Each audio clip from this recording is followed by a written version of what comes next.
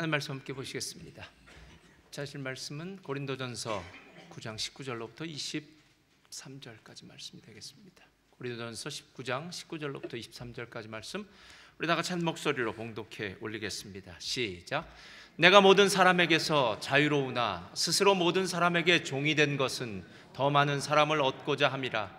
유대인들에게 내가 유대인과 같이 된 것은 유대인들을 얻고자 함이요 율법 아래에 있는 자들에게는 내가 율법 아래에 있지 아니하나 율법 아래에 있는 자같이 된 것은 율법 아래에 있는 자들을 얻고자 함이요 율법 없는 자에게는 내가 하나님께는 율법 없는 자가 아니요 도리어 그리스도의 율법 아래에 있는 자이나 율법 없는 자와 같이 된 것은 율법 없는 자들을 얻고자 함이라.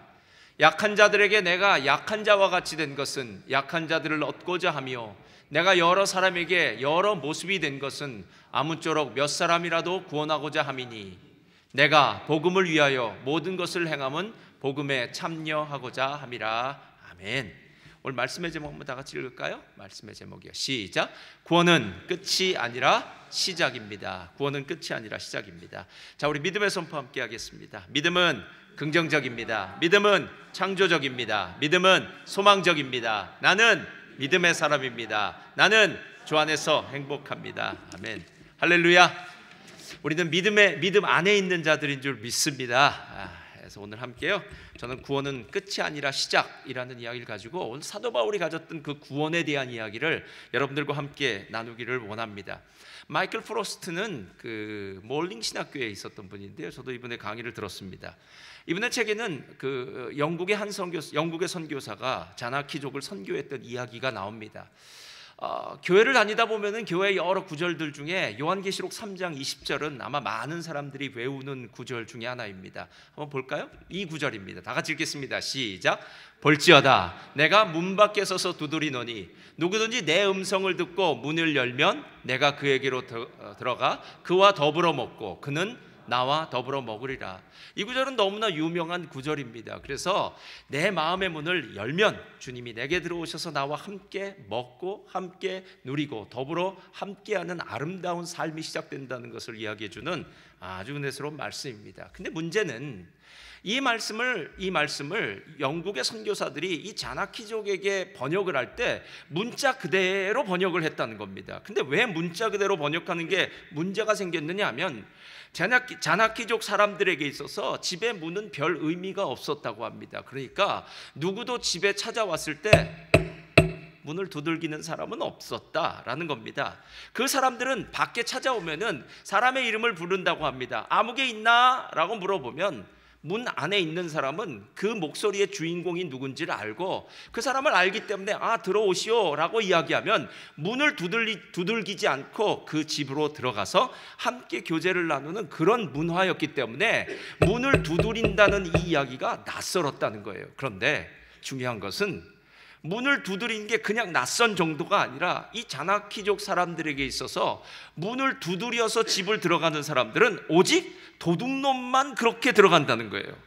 도둑은 그 집에 와서 문을 두들긴다고 합니다. 그래서 혹시 인기척이 있는지 없는지를 보고 인기척이 있으면 그 자리에서 떠나가서 자기의 갈 길로 가고요. 인기척이 없으면 그 집에 가서 도둑질을 한다라는 겁니다. 그러니까 만약에 영국 선교사들이 예수님에 대해서 얘기할 때 볼지어다 내가 문 밖에 서서 문을 두드리노니 하는 이 구절을 그냥 번역해 놓으면 이 자나키족 사람들에게 예수님은 비열한 도둑놈이 되어버리는 그런 상황을 만들기 때문에 이 번역은 다른 방식으로 번역되어야만 했다라는 겁니다. 여러분 실제로 이런 경우가 성경의 한 경우를 들어서 그렇겠지만요 그리고 이스라엘 땅에 수천 년 전에 문화와 역사와 환경과 모든 언어가 다른 그곳에서 일어났던 일들을 지금 우리식으로 그냥 가서 적용시킨다면 문제가 많기 때문에 복음을 전할 때는 반드시 복음을 듣는 그 대상의 문화와 언어와 습관을 잘 알고 전해야 된다. 그 선교사들이 나가서 복음을 전할 때 그 복음의 원칙, 선교의 원칙을 이야기하는 것이 바로 오늘 우리가 읽은 고린도전서 9장 13절부터 나오는 말씀이다라는 겁니다. 사도 바울이 뭐라고 이야기합니까? 유대인들에게 나는 유대인과 같이 되었다. 율법 아래에 있는 자들에게 내가 율법 아래에 있지 않지만 율법 아래에 있는 자처럼 되었다. 율법과 상관없는 자들, 즉 율법 없는 자들에게는 나는 그리스도의 율법 안에 있는 자임에도 불구하고 나는 율법 없는 자처럼 그들에게 복음을 전했다. 그리고 약한 자들에게는 내가 진짜 믿음이 강한 자임에도 불구하고 약한 자들의 편에 서서 약한 자들에게 복음을 전했다. 그리고 그렇게 한 이유는 22절 마지막을 보니까요, 내가 여러 사람에게 여러 모습이 된 것은 아무쪼록 몇 사람이라도 구원을 하려 함이다 라고 이렇게 이야기하고 있습니다. 우리가 하는 말 중에 꽁 잡는 게 매라고 하잖아요. 여러분, 누군가 선교사를 파송했다면 왜 파송을 했을까요? 선교사가 그 파송된 나라에 가서 잘 먹고 잘 살라고 파송된 것은 아닐 겁니다. 아니면 그곳에 가서 뭐 그냥 자기가 원하는 일을 하다 오라고 파송한 것은 아닐 겁니다. 선교부에서, 교회에서 선교사를 그 나라에 파송했다면 당신은 가서 선교하십시오 라고 파송했을 겁니다. 선교를 하라고 파송했다면 복음을 전해야 되고, 복음을 받는지 안 받는지는 그 대상이 할 일이지만 적어도 선교사는 그 선교지에서 복음을 전해야 되는 일. 그래서 오늘 사도 바울이 이야기했던 것처럼 여러 사람에게 여러 모양으로 된 것은 아무쪼록 내가 여기서 몇 사람이라도 구원했으면 좋겠다. 실제로 남미나 뭐 아프리카나 이런 곳에서는 복음을 전하면 많은 사람들이 회심을 하고 구원을 받을 수 있지만, 이슬람 국가에서 복음을 전하는 선교사님들은요, 평생 복음을 전해도 한 명, 두 명 이렇게 복음을 전하는 것이 상당히 어려운 상황일 수도 있다라는 겁니다. 그러나 중요한 것은 반드시 복음을 전해야 되고, 반드시 그 안에서 예수 그리스도를 믿는 구원받은 사람들의 열매가 일어나야 된다는 겁니다. 여러분, 우리의 삶이 바로 오늘 사도 바울이 말하고 있는 이 아주 중요한 구원받은 자의 삶의 모습, 이것은 단순히 사도 바울만 이렇게 사는 것이 아니라 예수 그리스도를 믿는 저와 여러분 모두가 이렇게 살아야 된다는 겁니다. 사도행전 1장 8절은 뭐라고 이야기합니까? 오직 성령이 너희에게 임하시면 너희가 권능을 받고 예루살렘과 온 유대와 사마리아와 땅끝까지 이르러 내 증인이 되리라. 여러분, 예수님을 믿고 그 자리에서 나 이제 예수 믿었으니까 됐어. 아니, 구원받았는데 뭘 더해? 그래, 내가 교회 나가달라고 했으니까 교회 나가줬으니까 된 거 아니야? 나 교회 나가고 세례 받고 이제 예수님 입술로 고백했으니까 이제 다 나한테 더 이상 요구하지 마. 난 이 정도면 됐다고 생각해 라고 생각하는 사람들이 있다면 오늘 그 사람들에게 제가 이야기합니다. 그것은 착각입니다.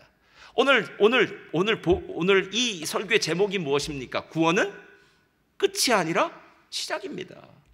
누군가가 만약에 오늘 예수 그리스도의 복음을 받았다면, 예수 그리스도의 복음을 받았으니까 이제 아멘, 난 구원받았습니다, 할렐루야, 이게 아니라 나는 구원받았으니까 이제 남아있는 이 세상에서, 이 지상에서의 남은 삶을 무언가는 하고 살아야 되는 건 아니겠냐는 거예요. 만약에 구원받고 구원받은 것이 우리의 끝이라면요, 우리는 세례받은 날 모두 다 죽어야 됩니다. 근데 제가 지금까지 목회를 20년을 넘게 했는데요, 담임 목회를, 세례받은 날 죽은 사람 한 사람도 못 봤습니다. 할렐루야. 그러니까 오늘 세례받는 분들도 감사하시기를 바랍니다. 실제로는요, 세례받은 날 죽은 게 제일 행복한 것인지도 몰라요. 왜? 세례받았으니까 구원의 인침을 받고 구원받았다고 모든 사람이 인정하는 그 상태에서 싹 하나님의 나라로 가니까 죄 지을 것도 없고 뭐 할 것도 없고, 천국행 급행열차를, 완행이 아니라 급행열차를 갈아타고, 아니 특급열차를 타고 천국으로 직행하는 것, 할렐루야, 이런 거 원하십니까? 아멘이 없잖아요. 실제로는 천국에 모두 가고 싶다고 얘기하지만 우리는 천국으로 직접 가는 게 아니라 이 땅에 남아있다는 거예요. 작게는 몇 년, 길게는 수십 년, 어떤 사람 평생을 이 세상에서 살아야 되는데, 그렇다면 구원받음은 복음으로 말미암아 내가 구원받는다는 이 사실, 오늘 사도 바울이 얘기하고 있는 이 사실은 끝이 아니라 시작이 아니겠냐는 거예요. 그래서 사도 바울은 자신의 구원받은 그 모습에 대해서요, 다음과 같이 두 가지로 이야기합니다. 첫째로, 다 같이 한번 읽겠습니다. 첫째로요, 펴주시고요. 첫째로 시작. 구원은 누군가의 복음 전함의 열매입니다. 자, 기억하세요. 이슬람이나 불교도 같은 곳, 그러니까 도저히 기독교의 복음을 들을 수 없는 그런 곳에서는 아주 초자연적인 방법으로 예수님을 믿는 경우가 있습니다. 뭐 밤에 잠을 자다가 꿈속에 교회 나가라, 예수님 믿어라, 뭐 이런 얘기도 듣고 했다는 경우는요, 이슬람 세계에서는 그런 일들이 많이 있어요.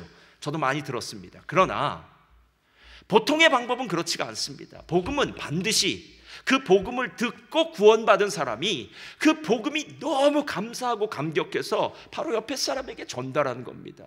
세상에 맛있는 음식을 먹고 맛집을 한번 가도 꼭 그 다음번에는 친구들 데리고 가는데 구원이라는 이 놀라운 선물, 놀라운 은혜를 받은 사람이 옆에 사람에게 구원받았다는 사실을 알려주지 않는다면 이 사람은 구원받음에 문제가 있는 것 아니겠느냐라는 겁니다.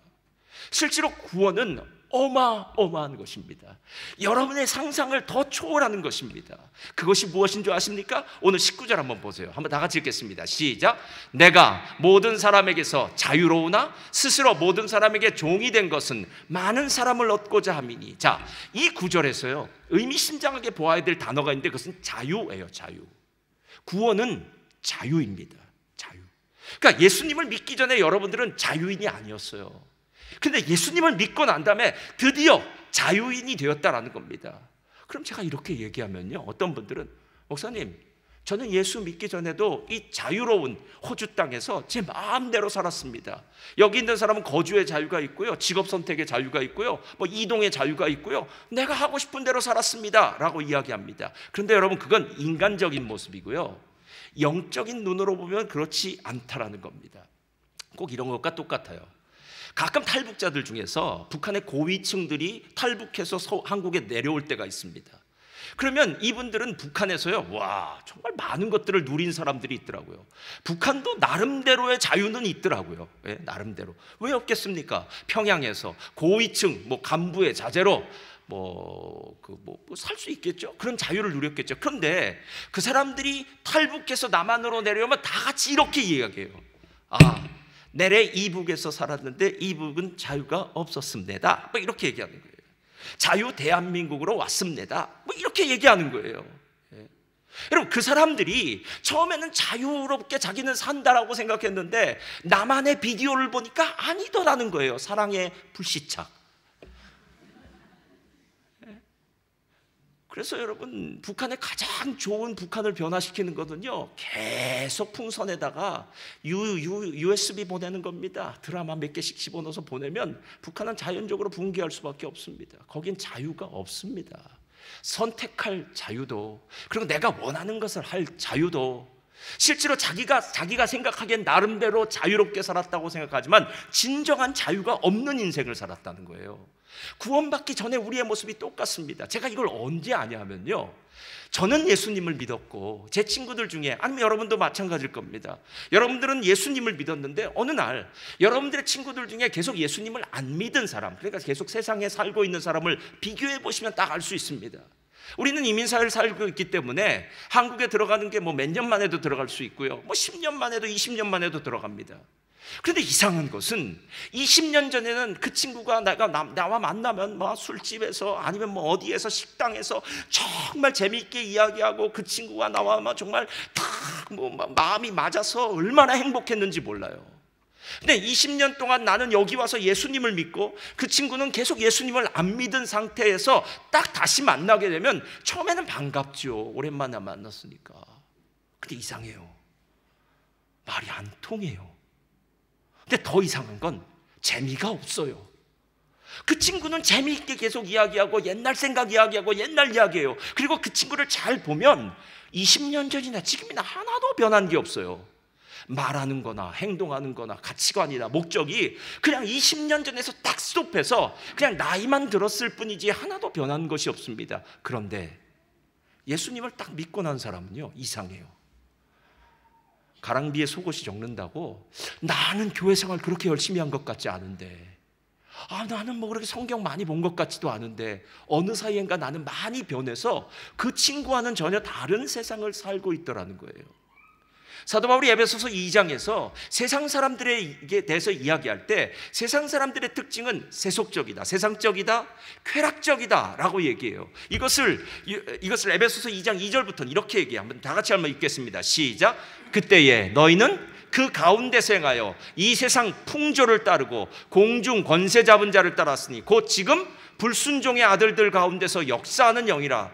전에는 우리도 다 그 가운데서 우리 육체의 욕심을 따라 지내며 육체와 마음에 원하는 것을 하여 다른 이들과 같이 본질상. 여러분, 이 구절은 세상 사람들은 죽었다 깨나도 이해 못하는 구절입니다. 본문을 다시 보세요. 너희가 그때 있을 때는 이 세상 풍조를 따랐다라고 얘기해요. 제가 물어보겠습니다. 그럼 세상 풍조가 무엇입니까? 세상 풍조는 그냥 피라미드 구조입니다. 높이 올라가면 돼요. 누가 연봉을 더 많이 받느냐, 누가 높은 자리를 더 많이 올라가느냐, 누가 더 한국 같으면 집 평수가 넓으냐, 누군가가 은행의 어카운트에 더 많은 돈을 쌓아놓고 있는 것, 여러분이 숫자로 눈으로 볼 수 있는 동산, 부동산이 될진 모르겠지만요, 그것으로 말미암아 여러분의 마음이 편안해지는 것, 내 노후는, 내 인생은 이 정도 되면 다 해결받을 수 있는 것 같아 라고 생각하는 게 세상의 풍조 아닙니까? 세상 사람들은 그게 목적이에요. 그래서 세상 사람들은 자녀 교육에 목숨을 겁니다. 내 대에 못한 일 자녀 때 했으면 좋겠고, 내가 정말 소원하는 것 우리 자녀 때 이루어서 우리 가문이 좀 빛났으면 좋겠고, 우리가 성공했으면 좋겠다는 이 성공지상주의로 살고 있어요. 그렇지 않습니까? 근데 그 뒤편에 누가 있느냐 하면 공중의 권세 잡은 자를 따랐답니다. 불순종의 아들들 가운데 역사는 영이랍니다. 이게 세상 사람들이 그냥 세상 가운데 산 것이 아니라 불순종의 영에 꽉 묶여서, 어둠의 영에 묶여서요, 그냥 세상 풍조대로 살아가는 거예요. 그리고 난 다음에 시간이 흐르고 나서 자기 인생을 후회합니다. 왜 내가 그때 그렇게 살았을까? 그 다음 구절은요, 세상에 있는 사람들은 쾌락적이라고 얘기합니다. 우리 육체의 욕심을 따라 지내며 육체와 마음이 원하는 것을 하여. 내가 하고 싶은 거 하는 거 아닙니까? 아니, 내 돈 내가 마음대로 쓰는데 누가 뭐라고 합니까? 이 돈 내가 열심히 일해서 번 돈이니까 내 돈 아닙니까, 여러분? 아니, 내 돈 내 마음대로 쓰는데 누가 뭐라고 할 수 있겠습니까? 나는 그 돈을 레저에 사용할 수도 있겠고요, 나는 그 돈을 먹는 것에 사용할 수도 있겠고요, 아니, 나는 그 돈을 여행을 위해 사용할 수도 있고요, 또 고급적이라면 난 콘서트를 갈 수 있어. 여러분, 어떤 것이든 상관없어요. 그 중심에 뭐라고 이야기하면 육체와 마음이 원하는 것을 했다고 얘기해요. 그러니까 나도 모르는 사이에 우리의 인생은 그냥 세상에 꽉 얽매여서 세상의 족쇄가 채워진 인생이었다라는 겁니다. 여러분, 왜 인생이 허무합니까? 왜 시간이 흐를수록 우리 인생에 지나왔던 일들, 그렇게 살지 말걸 이러면서 후회합니까? 몇 년 전인가요? 교회 청소를 하는데 트로피들이 나오더라고요. 여러 트로피들이 있더라고요. 무슨 노래자랑에 2등한 트로피도 있고, 무슨 가창상이, 이런 거예요. 그러니까 진짜 1등상도 아닌, 그 당시엔 그런 트로피도 줬나 봐요. 그런데 그런 트로피가 막 먼지도 쌓이고 녹도 슬고, 그리고 이렇게 갖다 놓기도 대단하지가 않으면, 진짜 대단한 거라면 교민에서 큰 1등상을 했다는데, 그것도 아니고 이건 가창상 이런 거, 이건 아니고, 그거 다 치워버렸습니다.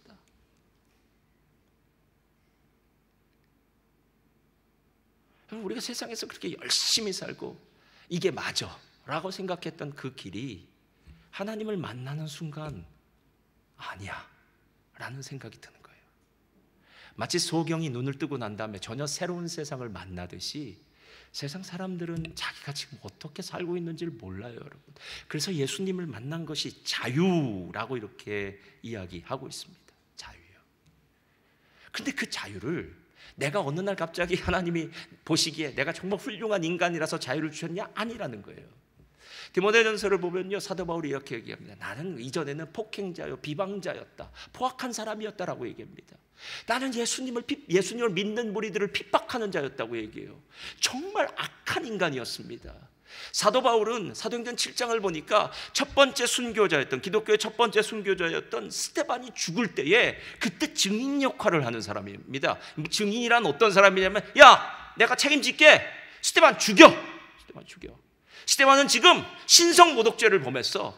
하나님의 성전과 하나님을 모독한 자야. 이런 자는 돌에 맞아 죽을 수 있어 라고 이야기하면서 그는 옆에서 사람들의 옷을 맞고, 당시에 옷을 맞는 건요, 이 바울이 검사처럼 이 일에 대한 확실한 증거, 증인 역할을 감당하고 있는 사람이었다는 겁니다.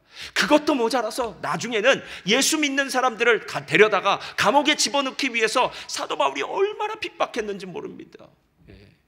가끔 드라마 같은 걸 보면은요, 일정 시대죠. 일본이 한국을 식민지 통치할 때 그 일본 사람들 밑에 붙어서 한국 사람들이 힘들게 했던 사람들이요, 외놈의 앞잡이라고 했던 사람들, 사도 바울은 바로 그런 악한 일을 한 사람입니다. 그런데 그 사람을 하나님이 구원하셨다는 거예요. 그렇게 자기가 맞다고 생각하는 잘못된 지식을 꽉 붙들고 율법에 얽매여서 살던 이 사람, 아무것도 영적인 것은 보이지 않고 소경 같던 그 인생을 스데반을 통해서, 그리고 자기가 직접 끌고 그 감옥에 데리고 갔던 그 예수 믿는 사람들을 통해서, 그리고 마지막에 다메섹 도상에서 예수님이 나타나셔서, 그리고 아나니아라는 선지자를 통해서 사도 바울이 구원을 받게 되었다는 겁니다. 여러분, 우리가 이 자리에 있는 것 우리 힘 아닙니다. 여러분이 이 자리에 있게 하기 위해서 누군가는 여러분에게 복음을 전했을 겁니다. 그 사람이 어떤 사람인지 저는 모릅니다. 그러나 여러분, 그 사람을 한번 기억해 보십시오. 그 사람이 어떤 상황, 어떤 모습 가운데 여러분에게 예수님에 대해서 전해주셨습니까? 참 놀라운 것은요, 평소에 예수님에 대해서 들을 때는 시겁도 하지 않았어요. 그냥 별 관심도 없었어요. 그런데 왜 그 순간에는 예수님에 대해서 들을 때 마음이 뜨거워지고, 예수님에 대해서 들을 때 그래, 교회 가야지, 예수님 한번 믿어볼까? 라는 생각이 들었느냐는 거예요. 그게 바로 하나님의 은혜입니다. 하나님의 은혜. 그래서 로마서 10장에는 이렇게 얘기하는 거예요. 다 같이 읽겠습니다. 시작. 그런즉 그들이 믿지 않은 이를 어찌 부르리요? 듣지도 못한 이를 어찌 믿으리요? 전파하는 자가 없이 어찌 들으리요? 보내심을 받지 아니하였으면 어찌 전파하리요? 기록된 바 아름답도다 좋은 소식을 전하는 자들의 반려함과 같으니라. 그래서 구원은 누군가가 그 중간에 다리 역할을 감당했다는 겁니다. 지도자 바울이라는 책을 보면요, 오스왈드 샌더스 목사님이 쓴 책인데요, 바울에 대해서 얘기를 해요. 바울이 어떤 삶을 살았을까? 이게 작가의 추리로 상상력으로 하는 거예요. 바울이 순간순간 돌에 맞아 죽던 그 스데반의 모습이 문득 떠오르지 않았겠느냐는 거예요. 이상하죠? 스데반은 죽어 마땅한 인간이었어요, 바울의 관점으로 보면. 근데 이상해요. 스데반의 그 얼굴은 빛이 나요.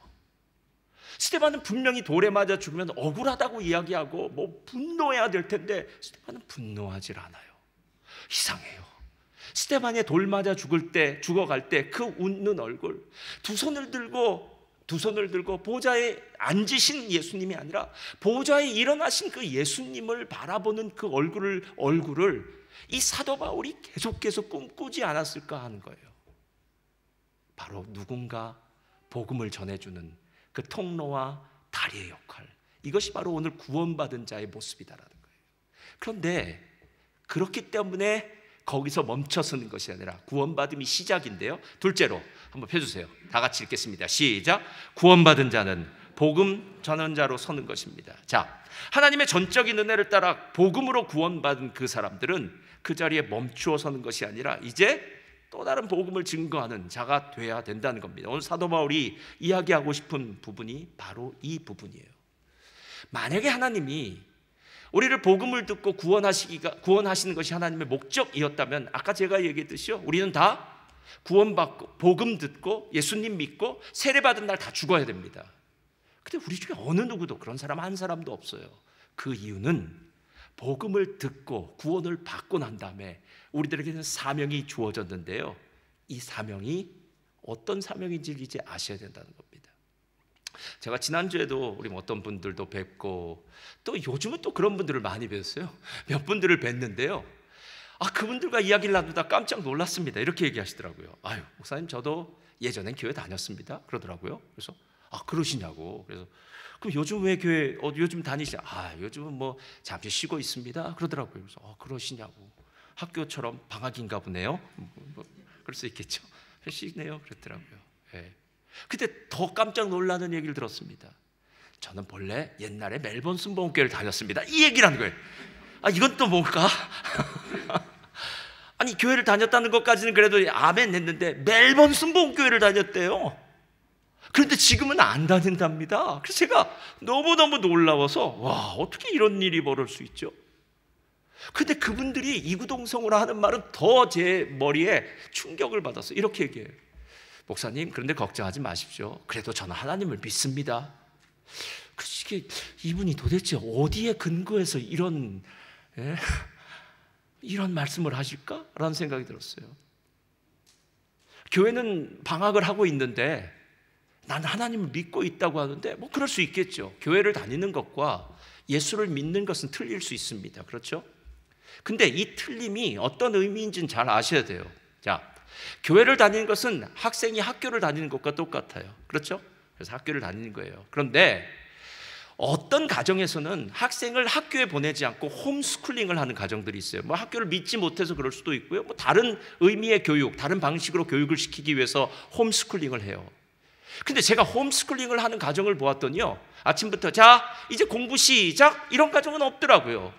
홈스쿨링을 제대로 하려면요, 아침에 정확하게 1교시, 2교시, 3교시 이렇게 나누고 체육 시간도 있고 미술 시간도 있고 학교에서 하는 것처럼 똑같이 하더라고요. 단지 다른 것은 커리큘럼이 좀 다르더라고요. 과목이 좀 틀려요. 여러분, 교회를 방학을 하건 뭘 하건 상관없이 쉰다고 얘기하는 분들한테 제가 이렇게 물어보고, 쉬는 건 상관없습니다. 교회를 쉬고도 구원받는 데는 전혀 지장이 없을 수도 있습니다. 그러나 이거는 아셔야죠. 지금 현재 학교를 다니고 이어서 공부하는 사람하고 공부를 쉬고 홈스쿨링을 하는 사람이 있다면, 홈스쿨링 하는 사람은 지금 공부하고 있느냐고 물어봐야죠. 당신이 교회를 나오지 않지만 집에서 저는 성경 말씀을 읽고 있습니다. 기도를 열심히 합니다. 하나님 앞에 혼자서 예배를 드립니다 하는 뭔가가 있어야죠. 여러분, 학교를 졸업하거나 뭐 대학을 들어가거나 할 때 시험 보지 않습니까? 제가 분명히 말씀드리겠습니다. 우리 모두는 다 하나님의 심판대 앞에 설 겁니다. 그리고 심판대 앞에 섰을 때 하나님이 문제지를 내놓으실 거예요. 그 문제지에 우리가 분명히 답을 써야 됩니다. 근데 여러분, 정말 하나도 공부하지 않고 구원받은 것만 전부라고 생각하면서 난 학교 들어갔어, 난 어느 학교 학생이야, 난 그러니까 공부할 필요 없어, 뭐 이 학교는 다니다 보면 졸업하겠지, 이렇게 구원을 끝이라고 생각하는 사람은요, 마지막 하나님의 심판대 앞에서 나오는 그 시험지에 하나도 제대로 답을 할 수가 없어요. 답을 할 수가 없습니다. 여러분, 우리의 그 긴 시간이 이젠 구원받았으니까 내 마음대로 살려고 하나님께서 구원하신 것은 아니지 않습니까? 그럼에도 불구하고 너무나도 많은 그리스도인들이 그냥 구원받았다는 그 사실 하나로 감사합니다, 할렐루야, 저는 교회 안 나가도 구원받았습니다라는 이런 말도 안 되는 이야기들을 정말 뻔뻔스럽게 하면서도 하나님 앞에서 정말 두렵고 떨리는 마음이 없는 분들이 많다라는 겁니다. 제가 여러분에게 분명히 이야기하겠습니다. 교회를 다니건 안 다니건 상관없습니다. 진짜 하나님이 기뻐하시는 일을 하고 있느냐 안 하느냐, 그것만 보면 됩니다. 그것만 보면 돼요. 그런데 하나님이 왜 우리를 구원하신 다음에 왜 그 긴 시간 동안 보내게 하셨는가? 거기엔 하나님의 너무나도 큰 두 가지 축복이 있기 때문에 그래요. 첫째는 구원의 풍성함을 경험하게 하기 위함입니다. 자, 무엇을 경험하게 한다고요? 구원의 풍성함. 호주로 오기 전에도 호주에 대해서 여러분들은 비디오를 보았을 겁니다. 예전 비디오가 있었으니까요. 뭐 프로그램을 보았을 겁니다. 제가 호주에 잠시 오는 분들 이야기를 들어보면요, 호주에 와서 뭐 했으면 좋겠습니까? 그랬더니 칸가루 보여달라고 그러더라고요. 그래서 칸가루 꼭 뭐 저쪽에 가요. 그래서 저쪽 리스터파크도 가고 어디도 가면 칸가루가 수십 마리가 이렇게 누워 있기도 하고 뭐. 그럼 너무너무 좋아해요. 호주는 자연이 좋습니다. 뭐 호주는 교육 환경이 좋습니다. 호주는 의료시설이 좋습니다. 호주는 사람이 많지 않으니까 사람이 살기에 쾌적합니다. 말은 많이 합니다. 근데 그걸 진짜 호주 와서 누리는 사람은 얘기가 틀리죠. 진짜 우리 자녀로 인해서 자녀 문제로 한국에서 있다가 여기 왔어요. 한국에는 입시 지옥 아닙니까? 한국에는 취직 전쟁 아닙니까? 그래서 30이 넘도록 뭐 결혼이나 이런 모든 문제 속에서 허덕이고 있는 일은 정말 직장 문제, 취직 문제 뭐 이런 문제 때문에 어려움을 당하는데, 웬걸 호주에 와보니까 직장 문제가 어디 있습니까? 할렐루야, 할렐루야. 여긴 직장 문제로 저한테 목사님 직장을 위해 기도해 주십시오, 이런 한 분도 없어요. 한 분도 없어요. 우리 자녀들 중고등학교 때부터 다 아르바이트해서 잘 삽니다. 공부를 잘한다 못한다는 건 의미도 없어요. 여러분, 다 각자 나름대로 자기의 자리에서 정말 돈도 잘 벌고 살더라고요. 여러분, 이걸 진짜 경험하는 사람과 말로 아니 호주는 좋대더라, 호주는 취업 전쟁 이런 거 없다더라 하는 말과는 다르지 않겠느냐라는 거예요. 여러분, 구원의 풍성함이 뭔지 아십니까? 하나님이 진짜 풍성한데, 하나님이 진짜 좋은 분인데, 하나님이 어마어마한 부자신데 그 하나님의 풍성함을 우리의 삶엔 하나도 못 누리는 거예요. 가끔 자녀들 중에, 이건 나쁜 자녀들이죠, 엄마 아빠한테 이렇게 얘기한 자녀들이 있습니다. 엄마, 왜 우리 집은 이렇게 부자가 아니야? 이렇게 얘기해요. 왜 우리 집은 재벌이 아닐까? 재벌집 막내 아들 재벌이 아닐까? 막 이렇게 얘기하는 거예요. 그럼 여러분, 이렇게 대답해 주시기를 부탁드립니다. 그래, 미안하다, 나는 재벌이 아니고 부자가 아니다. 그러나 내가 너에게 한 분을 소개시켜 줄 테니 이제부터는 그분을 아버지로 모셔라. 누군지 아시나요? 하나님 아버지요, 나도 그 아버지를 모시고 살고 있단다. 너는 나를 아버지로 삼지 말고 그분을 아버지로 모셔라. 할렐루야. 이 얘기만 해주면 되는 거 아닙니까? 실은 그걸 가르쳐주는 부모가 최고의 부모죠. 그걸 못 가르쳐주니까 문제가 있죠.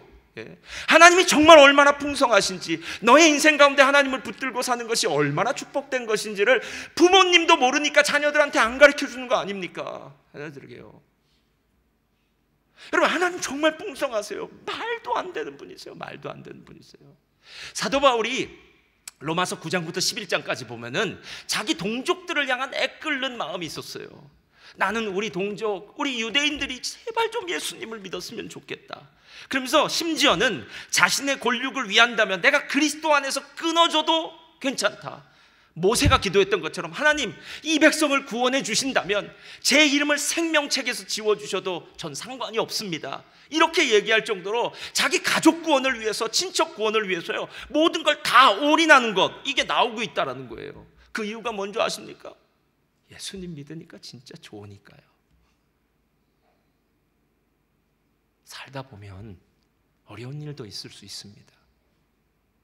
아유, 남들은 뭐 좋은 집을 산다는데, 남들은 뭐 어떻게 산다는데 그 사람과 비교해 보면 내 인생은 초라하게 보일 때도 있습니다. 그런데 여러분, 그건 그냥 잠시 우리가 바라보고 생각하는 것이죠. 근데 만약에 이 생각을 한번 해보세요. 내 인생에 예수님이 없었다면, 와, 아찔하지 않습니까 여러분?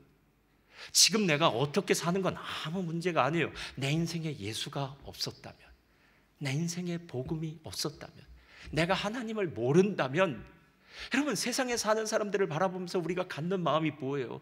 그들이 잘 살건 못 살건, 뭐 집안을 어떻게 치장해 놓고 살고, 어떤 차들을 가지고 있고, 어떤 모습으로 살건, 이게 뭐가 중요합니까?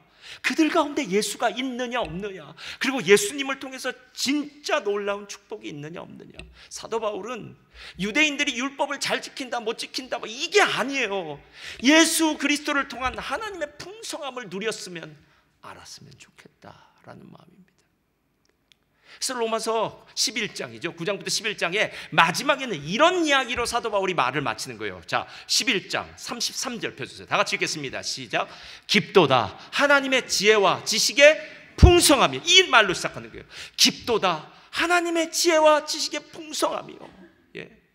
여러분, 고수와 하수가 있지 않습니까? 바둑은 고수와 하수가 있지 않습니까? 고수와 하수는 맞바둑을 두지 않습니다. 먼저 물어봐요. 몇 점을 두고 시작할까? 그러면 하수가 하수인 만큼, 고수가 고수인 만큼 바둑돌의 개수는 훨씬 더 많아져요. 근데 더 슬픈 거는요, 그 많은 바둑돌을 깔고 바둑을 뒀는데도 게임에 깨진다는 거예요. 진다는 거예요. 슬프지 않습니까 여러분? 예. 우리가 가지고 있는 한계가 여기다라는 거예요. 우리는 하수예요. 하수요. 인생을 하수로 살고 있어요. 많은 순간. 뭐 저도 마찬가지고 여러분도 마찬가지예요. 야, 내가 그때 그것만 알았더라면, 내가 그때 알았더라면. 요즘 하는 말 중에 유명한 말 있더라고요. 인생 2회차만 살았더라면. 인생 한 번이 아니라 2번 살면 얼마나 행복하겠습니까? 다시 뒤로 돌아가서 그때는 이런 선택을 할 텐데, 뭐 이런 얘기 할 거 아니에요. 그러나 우리는 원웨이 인생이에요. 한 번밖에는 못 살아요. 그래서 한 번 사는 인생 순간순간 당하면서 살 수밖에 없어요. 우리는 나이가 더 든 그 상황도 몰라요. 이렇게 세상이 급변하는 이 세상도 실은 모릅니다. 모든 것이 다 불확실 속에서 겪어야 되는 것이기 때문에 우리의 지혜는 하나님의 지혜에 보기엔 아무것도 아니에요. 그때 사도 바울이 하는 얘기입니다. 깊도다 하나님의 지혜와 지식의 풍성함이요 그의 판단은 헤아리지 못할 것이며 그의 길은 찾지 못할 것이라. 누가 주의 마음을 알았느냐? 누가 그의 모사가 되었느냐? 누가 주께 먼저 들어서 갚으심을 받겠느냐? 이는 만물이 주에게서 나오고 주로 말미암아 주에게로 돌아감이라. 그에게 영광이 세세에 있을지로다. 모든 것의 주인이신 예수로부터 시작해서 예수로부터 맞춰지는 것, 이것이 진짜 하나님이 우리에게 주시는 그 풍성함이다라는 겁니다. 저를 따라하시 바랍니다. 예수님의 풍성함을 경험해야 합니다. 여러분, 이게 우리의 목적이에요. 저는 오늘 이후로 저와 여러분의 삶 가운데 예수님의 그 풍성함을 경험하시기를 주님의 이름으로 축원드립니다. 자, 근데 그 풍성함뿐만 아니라요, 이제 더 놀라운 사실을 여러분에게 가르쳐 드리겠습니다. 귀를 쫑긋 세우시고, 두 번째는 뭐냐면 구원의 영광으로 자라나야 돼요. 자, 구원의 영광으로 자라나야 돼요. 이제부터 이야기를 잘 들으시기 바랍니다. 하나님이 우리에게 이 지상에서의 시간을 이토록 오랫동안 주신 이유는요, 우리한테 영광의 자리에 갈 수 있는 시간을 주신 거예요. 제가 한국에 이번에 월드컵을 이렇게 보다가 한국에서 국가대표 선수가 되는 확률이 몇 %인가에 대해서 누군가 쓴 걸 보고 깜짝 놀랐습니다. 초등학교 축구 선수가 중학교 축구부로 갈 확률이 84.1%랍니다. 그러니까 16% 정도는 떨어지는 거죠. 그리고 난 다음에 중학교에서 고등학교로 올라갈 때 또 몇 프로가 떨어져서 77% 정도가 떨어진다고 합니다. 그러니까 초등학교 때 그 많은 축구를 꿈꾸던 축구 꿈나무들이 고등학교 졸업할 때까지 축구 선수로 남는 것은 합쳐서 거의 64% 정도가 안 된다는 거예요. 나머지 36%는 다 자기 할 일들을 하고 있겠죠. 고등학교 축구부에서 대학교 축구부로 갈 확률은 거기에서 또 41%라고 합니다. 그러니까 59%의 사람들은 고등학교에서 대학교 넘어갈 때 축구를 다 그만두는 거예요. 그리고 난 다음에 대학교에서 축구 선수였던 사람이 프로 선수에 갈 확률이 26%라고 합니다. 더 떨어지죠. 근데 잘 들으세요. 그 26%의 사람들이 대개 한국의 프로 선수들이 650명 정도 된다고 합니다. 그런데 650명의 프로 선수들 중에서 대표 선수 23명인가요? 대표 선수에 뽑힐 확률은 3%라고 합니다.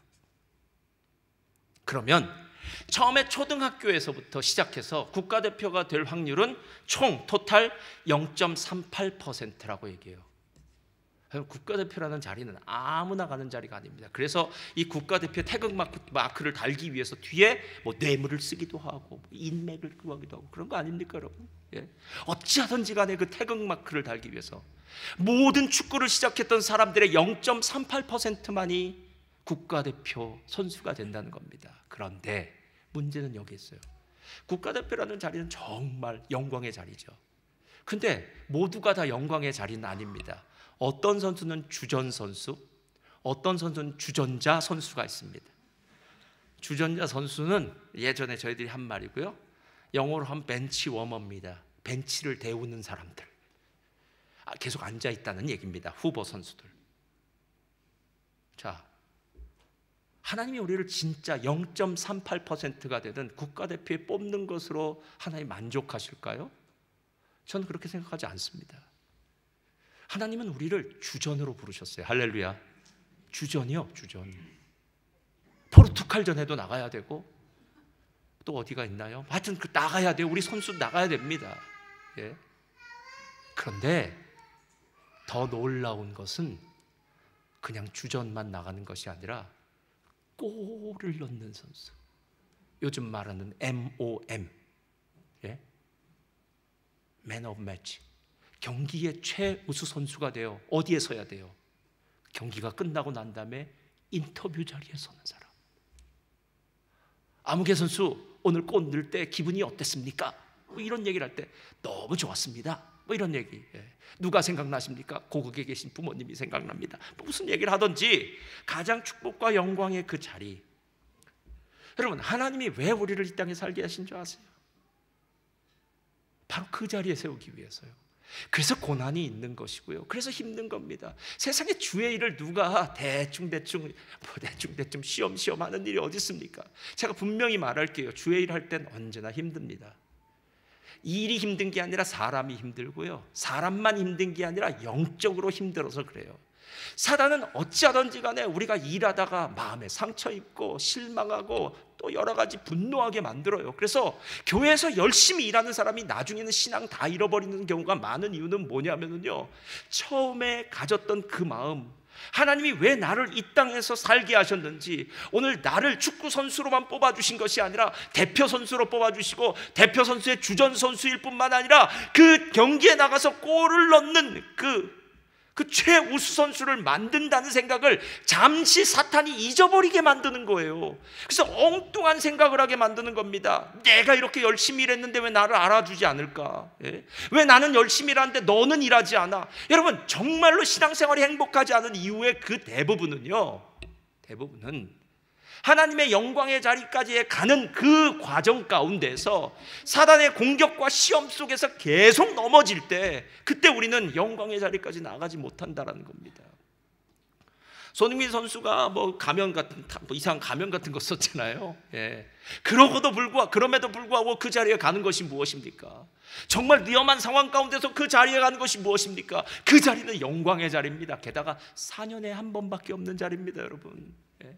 내가 지금 참석하지 않으면 다음번에는 참석할 기회가 없을 수도 있어요. 이것이 마지막이라고 생각하면서 그 영광의 자리를 사모하고 영광의 자리에 갑니다.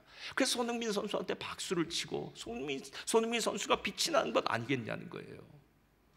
여러분, 이 똑같은 얘기를 산상수훈에 마태복음 5장 16절에 이렇게 이야기해요. 다 같이 읽겠습니다. 시작. 이같이 너희 빛이 사람 앞에 비추게 하여 그들로 너희 착한 행실을 보고 하늘에 계신 너희 아버지께 영광을 돌리게 하라.